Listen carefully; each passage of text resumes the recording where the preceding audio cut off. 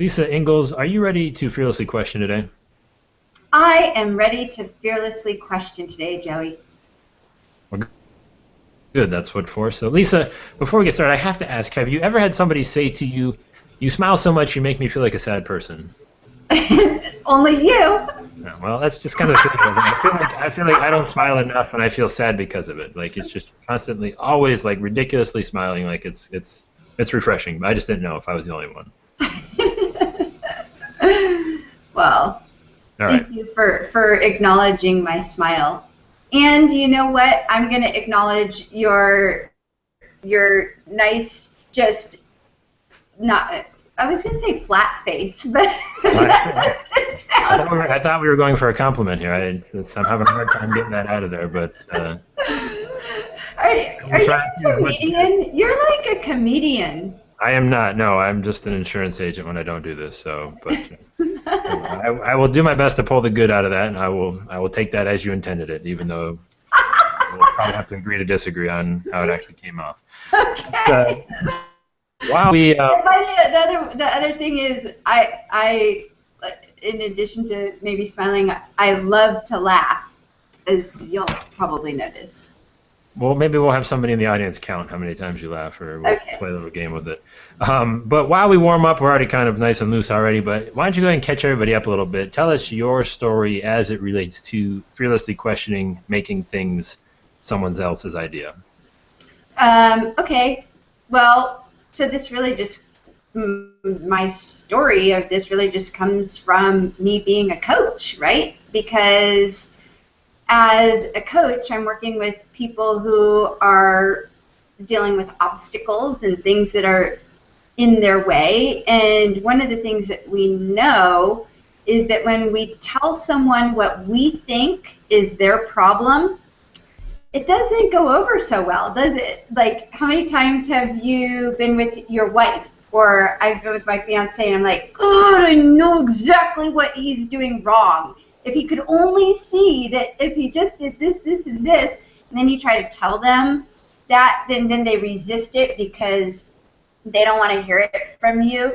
So then, some other person says something, it's like something finally clicks for them. So the point being that in life, we're not going to create change, like true deep change, unless it comes from our own inner awareness, not from someone else's awareness about us. Yes, that can be great. That can be a light shining on us if we're open to listening, but when it's our deepest wounds or our biggest challenges, oftentimes we're not open to hearing those suggestions. So really, as a coach, for me, it comes to asking the right questions that get people into a state of mind or a place of being where they can come to their own conclusions.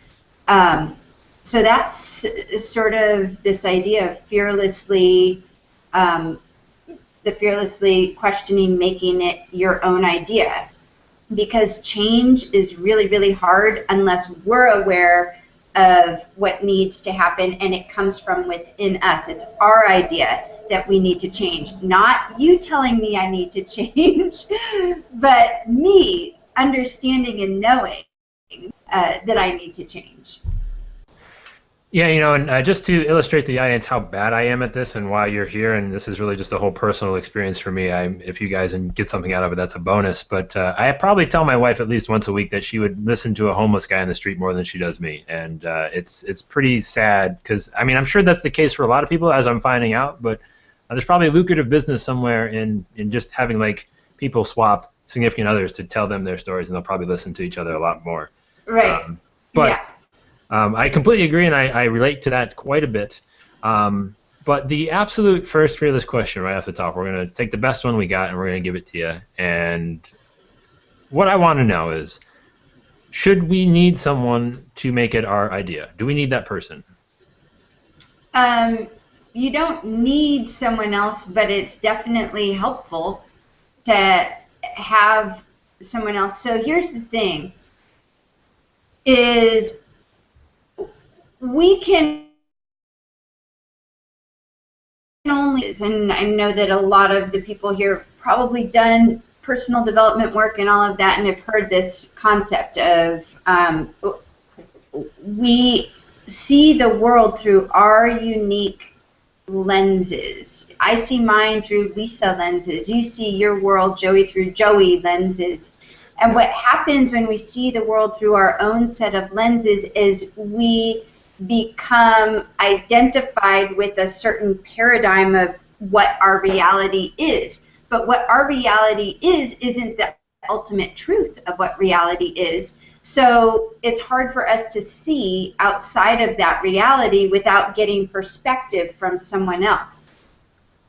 So in this context, it really is very hard to step outside unless you have someone, whether it be a live person like a coach asking you the questions, or someone, for instance, like you're watching a video of Tony Robbins or reading some type of spiritual teaching in a book that has something in it that like snaps within you and has you see things differently. But it does take an outside perspective because we are living in a world that is colored by our own lenses.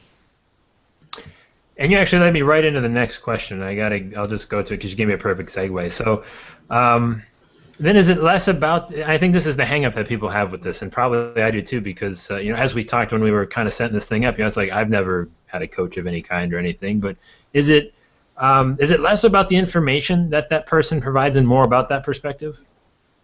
What do you mean, is it less about the information?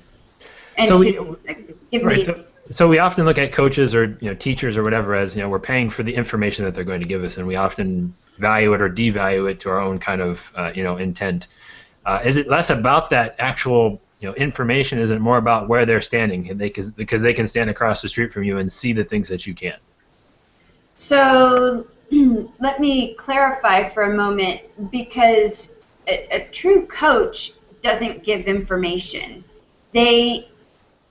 What a true coach does, so there's a difference between a coach... You can just say it's a bad question, Lisa. That's fine. You can say it was a terrible question, Joey. You're fully allowed to do that.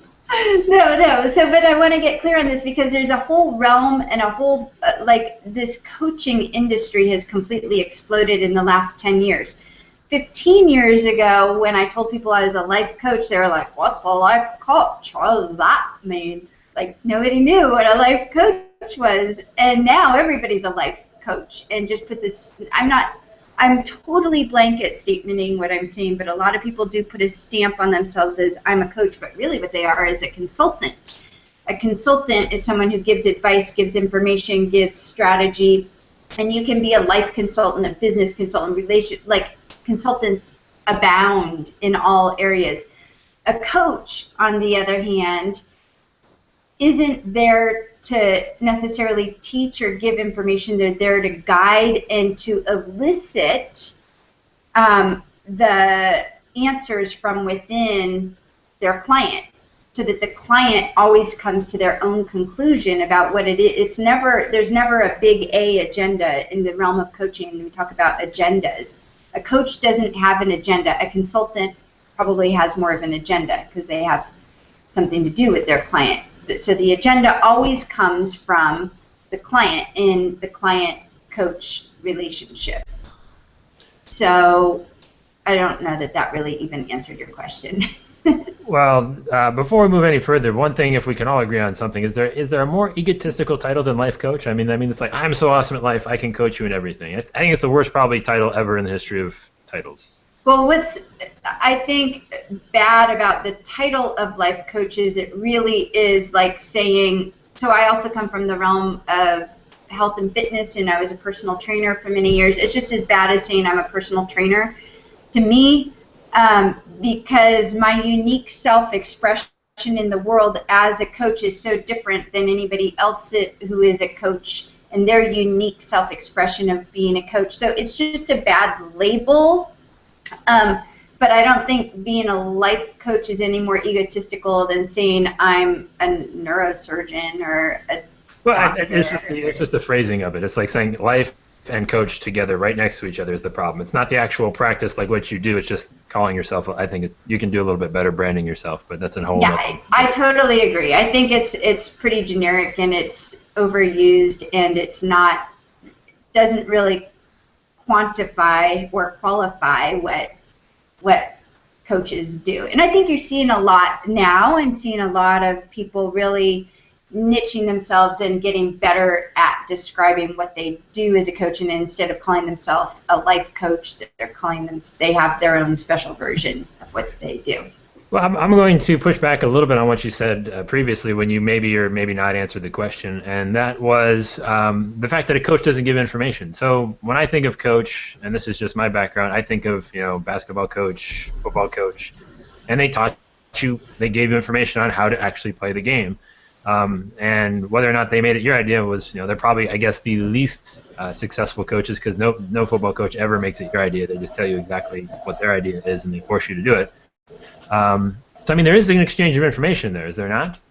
Well, I think we're talking about two different types of coaches, right? So you have a coach who's like a sports coach, like, basketball, football, piano teacher. Those are teachers, coaches, which is very different than a coach who's working to help you grow, a personal growth coach, a personal transformation coach. They're two totally different. And yes, there's exchange of information, but that knowledge in the realm of the coaching, of transformational coaching, comes from within the person. Whereas, like you're saying, a football coach, yeah, I have to teach you the game. A golf coach, a golf pro, got to teach you how to swing. There's technique in that, and there's real specific things that you have to do. But I would also push back to you and say that a really good sports coach will integrate this other piece. And no, for many, many years I was a running and triathlon coach, and actually I still do coach running. And I tell my athletes, how you show up for your training and your racing is a reflection of how you show up in life. If you show up and you're sort of like, I can't do it, and every week you're showing up to track workouts, making excuses, you're probably making the same types of excuses about your finances, about your marriage, about your job, because they're inseparable and interdependent, and how we show up in one area of our life really reflects how we show up in another area of our life. So I'd venture to say that a really good sports coach actually is able to intertwine those two things. A great example would be John Wooden, the former head basketball coach of UCLA. Well, you are right about one thing. I never had one decent coach in my entire life, except for my dad. He coached me in Little League, so I can't obviously say anything bad about my dad. But I think, well, okay, so if we're pushing each other back and forth friendly here, what I would say to you, is there not specific techniques that need to be executed throughout your life? Say that again? Aren't there specific techniques that need to be executed throughout the life that you're kind of helping shape and mold and guide and transform and all that fun stuff?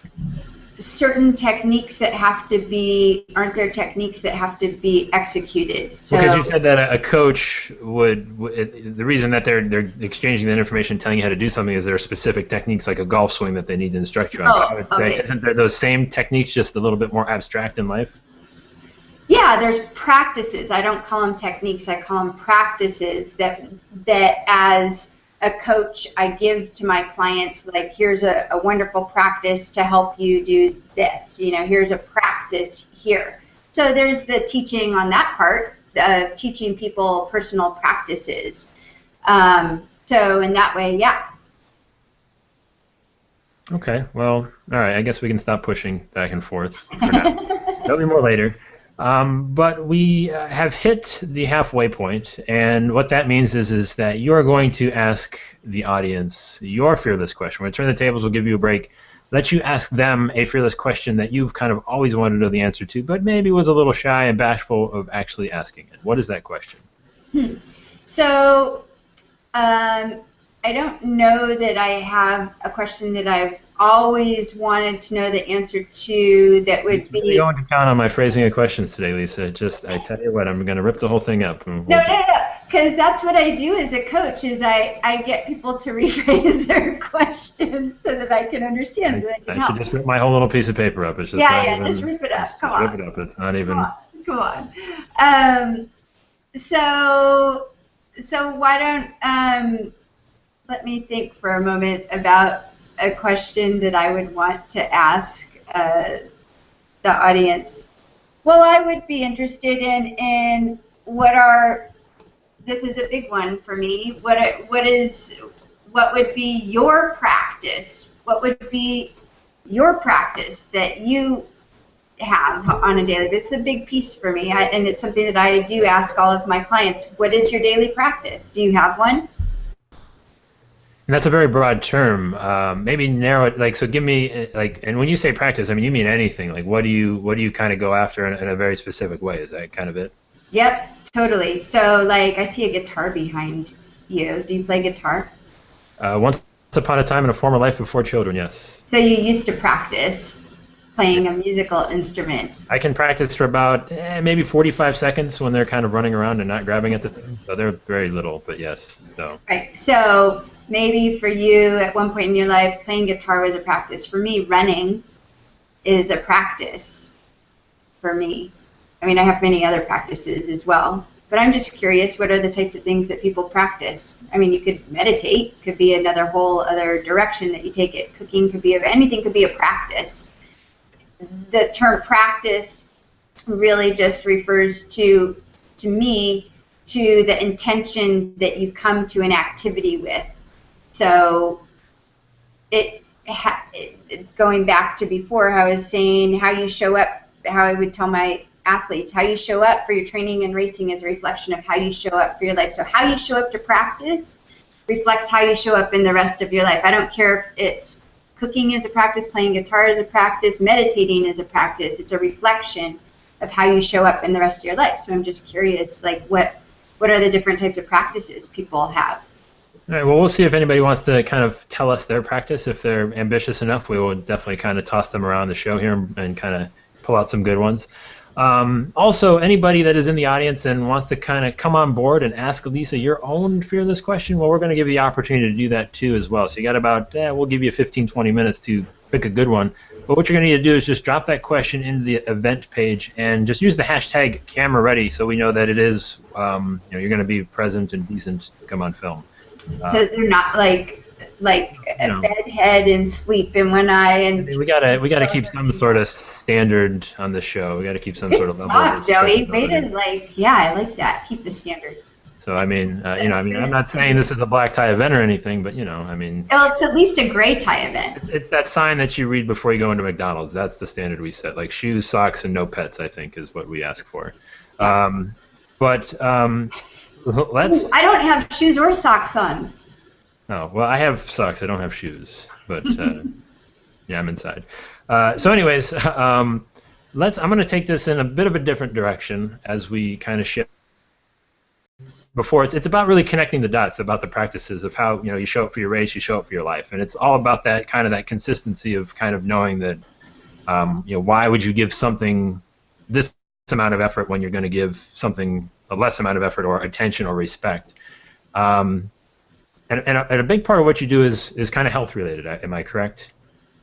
It's a big part done in the past has been very niched to health and well-being, but has expanded beyond just health and well-being. Right, and back to the idea of, making it your own idea. That's probably, I guess, so the question I'll say is, why are we so afraid in most areas to make health someone else's idea, and especially in the workplace? Afraid to make health someone else's idea, like, in other words, when someone tells us we have to lose weight because if we don't lose weight, we're going to suffer from, potential cardiovascular heart disease or diabetes or whatever. And this is, in the workplace, it's a big thing, right? Because there's this huge movement that's happening in the corporate world, and corporate wellness is keeping our employees healthy, because when we keep them healthy, they're going to show up for work every day, right? The problem with that, which I think is what you're asking, is that if you don't want to change, so I'm an employee who is suffering from health issues, and I could really benefit from this corporate fitness program that's going on, but it's because my work is telling me I need to do it and be a part of this program. There's going to be a lack of true transformation. So yeah, you might get me to do the corporate company, 5K walk that's happening on Thanksgiving, the turkey trot or whatever.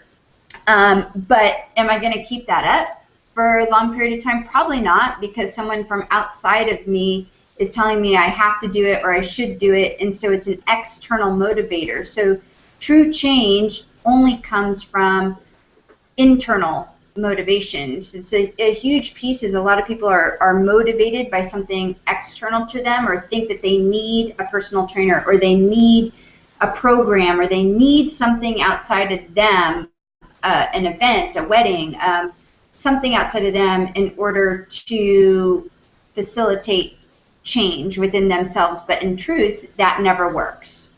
It just never works. So for a variety of reasons, that motivation has to be internal. It has to be something that we want and have a strong enough why within ourselves to elicit true transformational change. Yeah, see, that's kind of the thing that I always come back to and tell me if I'm doing a good job of helping someone make it their own idea here. I've been trying to practice a little bit. But so again, back to the health and thing, like I can say this because I call myself a former fat person, so I'm fully capable of getting on anybody that is not doing these things, I feel, because I was once one of those people. And when I mean was, I'm talking like, imagine like if I just ate myself right now, that's what I would look like. No, I think, well, yeah, I guess this is a family show, but I think what I think about and where I kind of get from that is you want to, it's about performance. It's not about appearance. It's not about weight loss. It's not about measurements. It's about, you want to be performing better just really in every aspect of your life, and that's really the best way to do that. It's, you want to play with your kids, and you want to be the one wearing them out, not the other way around. And that's the kind of stuff that drives me nuts, that people don't make those connections. So here's the thing that I've learned as a coach is to let go of other people's inabilities to deal with their inabilities. We all have it. We all have, at some point in time, experienced our own inability to deal with our own inabilities. As a coach, I let go of any agenda of my clients actually following through, because we can't control other people. They're on their own journey. They're going to see what they want to see through their own lenses, not through your lenses. So if they don't really want to change, it's one of the reasons why I got out of personal training. It drove me nuts because people were coming to me as a personal trainer to motivate them. I don't want to be your motivator. Honestly, I want you to be motivated to do this yourself. And that was one of the biggest things I would see is people come, they'd do their thing with me, and then they'd stop, and then they'd, the same thing would happen over again. But to your point of getting people to see and to understand that, look, by you losing weight or getting in shape, that means it's going to improve the quality of your life. Look what it's done for me. Sometimes that doesn't even register with people. Oftentimes I've found things like this don't register with people in any area of life, whether it's health or finances or relationship or work or whatever, until you've hit rock bottom. And I'm guessing that at some point, in some way, in your own version of it, Joey, you hit rock bottom when you realized, crap, I got to lose this weight. Like, if I don't, I'm not going to be able to run around with my kids. I'm not going to be able to outrun them. There was something within you that you were able to connect with that gave you a deeper reason, meaning, and purpose to change, and to not only change, but to transform or transcend your former self, right? Yeah, so I'll tell you the one, and I kind of lucked into it by accident. My body said stop being fat, and it kind of made me do it, so that was kind of my story. But I think more to that, it's the idea of, okay, once it's there, because they have a saying in baseball, it's not hard to get to the major leagues, it's more difficult staying there. And I think that's probably as true of anything with fitness.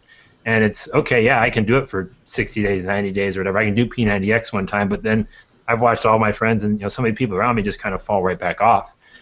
So I think that's what that's where I kind of lose the tolerance. Is like, listen, once you get there, I mean, yeah, I had that moment that was kind of an accident, the way that I look at it. But then I decided to make that commitment to make it a part of my life permanently. Right, because you had internal motivation, you weren't externally motivated. So again, I go back to say, like, why are people doing P90X and then falling off the bandwagon? Maybe they did the P90X because they knew, oh, it's bikini season, and I'm going to Hawaii and I want to be in good shape and look good in my swimsuit. And okay, fall is coming, who cares? I'm going to be wearing sweaters and jeans all for the next 6 months, so nobody's going to see my body.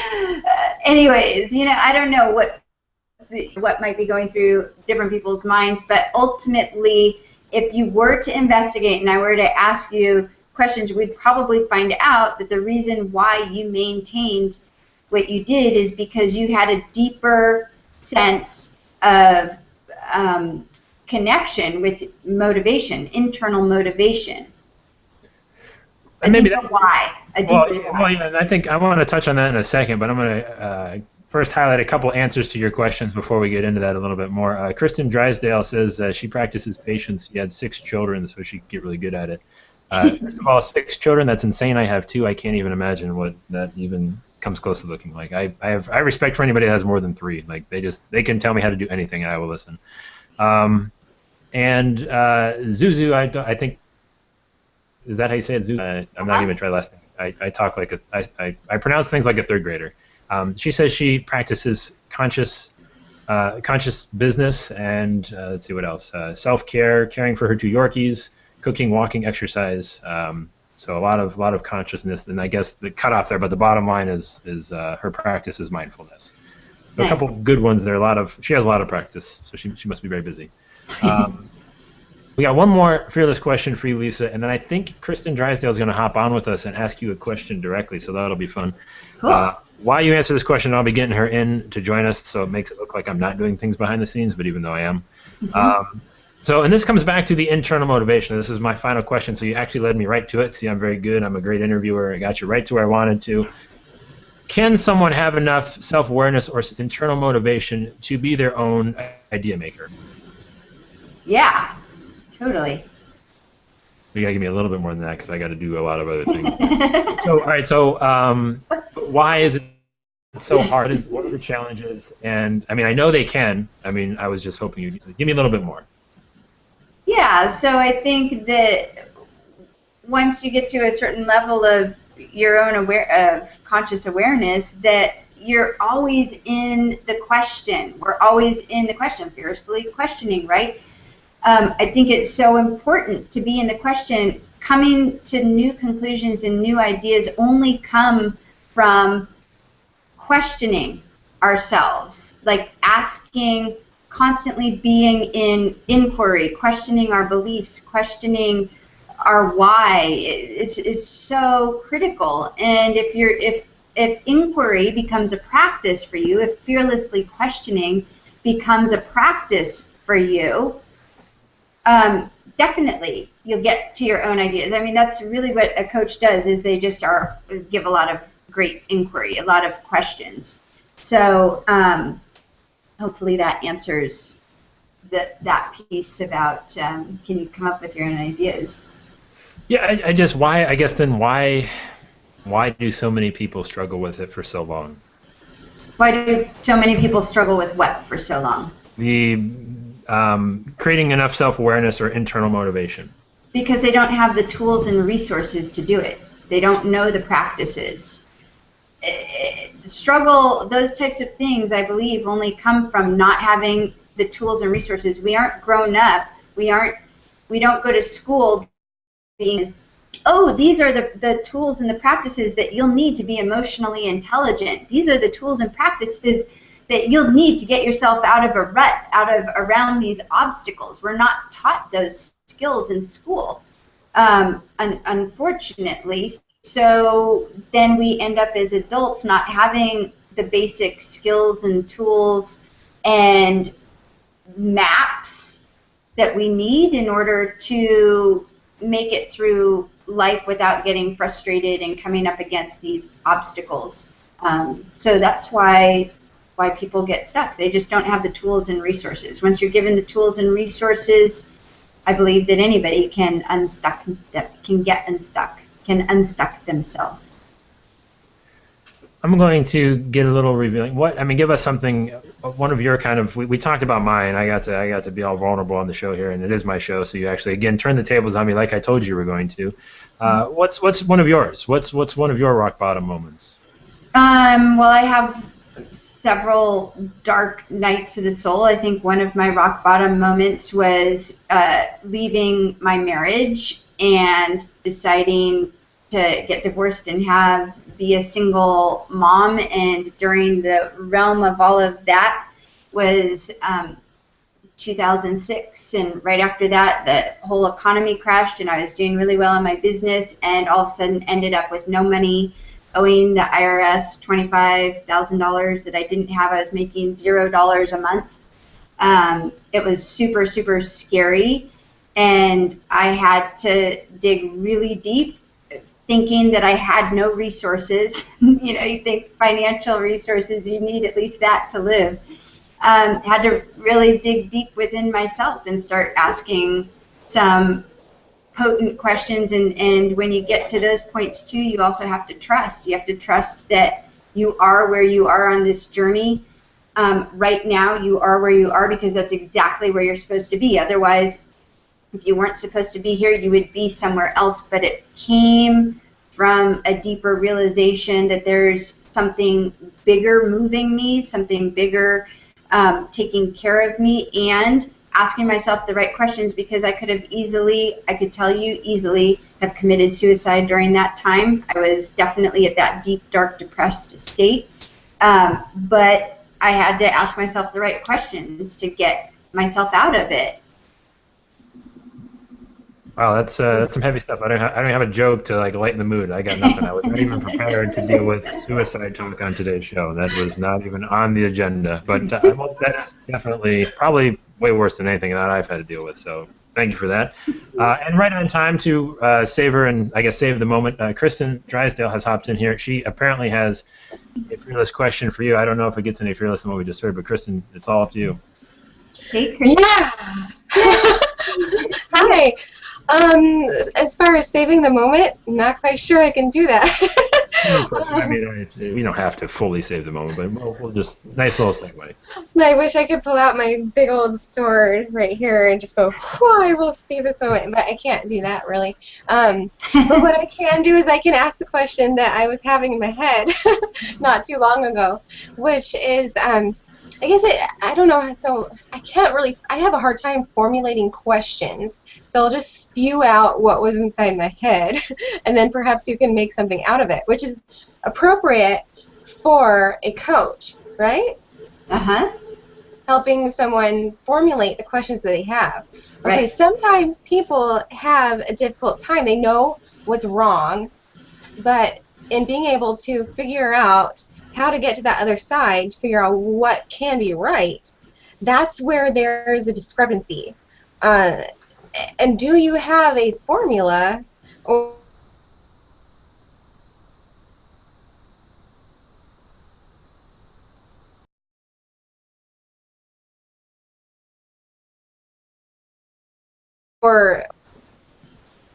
did we lose something, or was that just didn't make any That sense? was me. Go ahead. You cut out for a second on do I have a formula? That's where you cut out on me. Oh, okay. For getting from one point to the next. So you have everything that's wrong, but you need to get to the other side to make it right.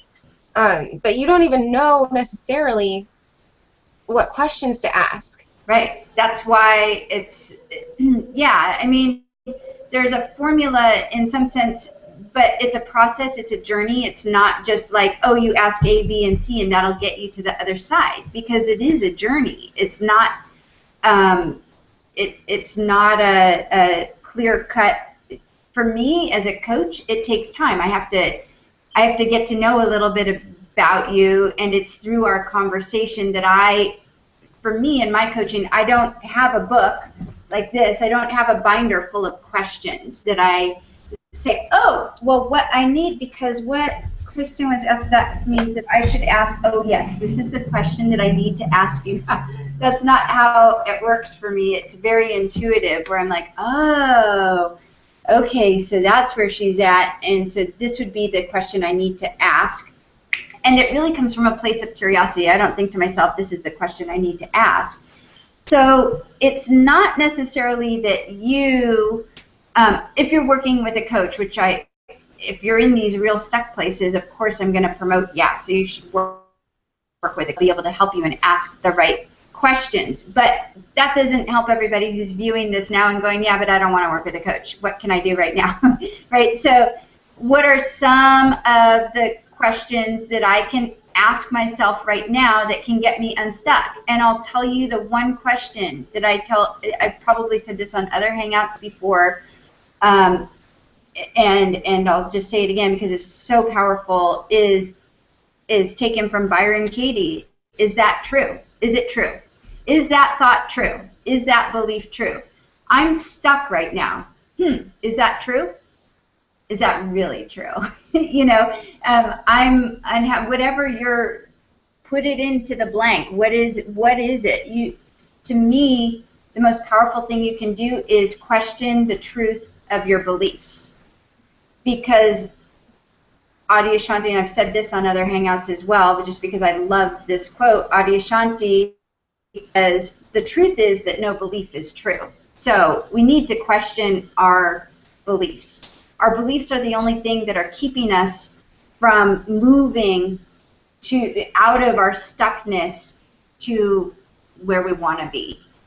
So the most simple question you can start with is that belief true? Oh, I think that is so powerful.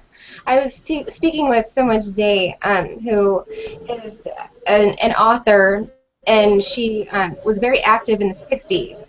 And she was saying that she had this Google Plus page manager who, you know, moved on in her life, and now she has all of this that she, you know, she's not real familiar with because she had it managed by someone else. But she was saying the one thing that is holding her back is really like understanding the platform, and so she feels stuck. And so that was what kind of persuaded me to ask this question. And I think that you were just right on with asking that. I can come back there to her and say, is that true? I love that. Thank you. Yeah, you're welcome. And that's a great one. For things like technology, the only thing people will say, I hate computers, or I hate, you know, technology. And the truth is that you probably just aren't giving it a chance, or you're not patient. There's something underlying it, or you're afraid of it, or, you know, so you just have to find what that underlying belief is about computers. What is your underlying, oh, it's too much, it's too overwhelming. Well, is it really too overwhelming? Because if you just take this one little step and this little step and break it down into chunks, it's probably not so overwhelming, as an example of a way. And yeah. Fear can be such a powerful thing, and yet we can overcome it and be way more powerful. Yeah, and fear, remember that fear, it always comes from not knowing. If you ever look at, so for instance, I live in Oakland, California, and people have one of two responses to when I tell them I live in Oakland. One is, oh God, I would never, I could never even go there. I can't believe you live in Oakland. Or the other response is, oh my God, that's so cool, such an up-and-coming place. I've heard, so I would love to visit Oakland. Why do people have those two responses? My belief is that there's fear of the unknown. A lot of people have in their minds that Oakland is raiders and gangbangers and blah, blah, blah, blah. But that's true of any urban, if you go to San Francisco, New York, Chicago, Miami, you get it anywhere you go, right? So it's really, in my opinion, very sad that people close the doors with their fear. It's just fear of not knowing. When we know, when we're aware, when we're informed, the fear releases in any area of our life. And go back to the Oakland thing, I think those are just people have two different pieces of information. People either have the information that Oakland is this up-and-coming, sustainable, hot place to be, or they have the information that Oakland is full of gangbangers and it's like the first worst city to live in the entire world. Or America. I won't say the entire world.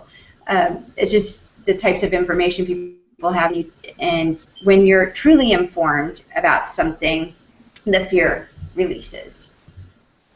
And how much of it, I guess, and we'll wrap it up with this, is it's the idea of actually being receptive to that information. Like you said, I hate computers. Why is it? Yeah.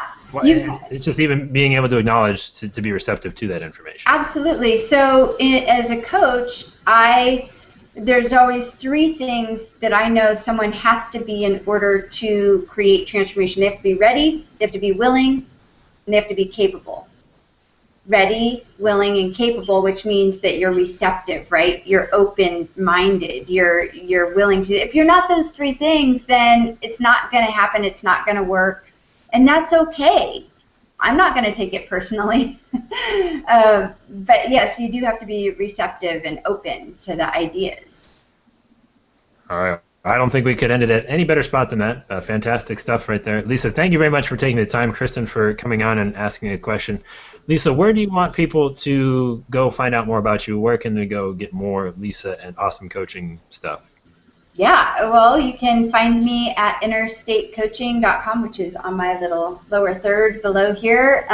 So Lisa, or you can find me at Lisa Engles.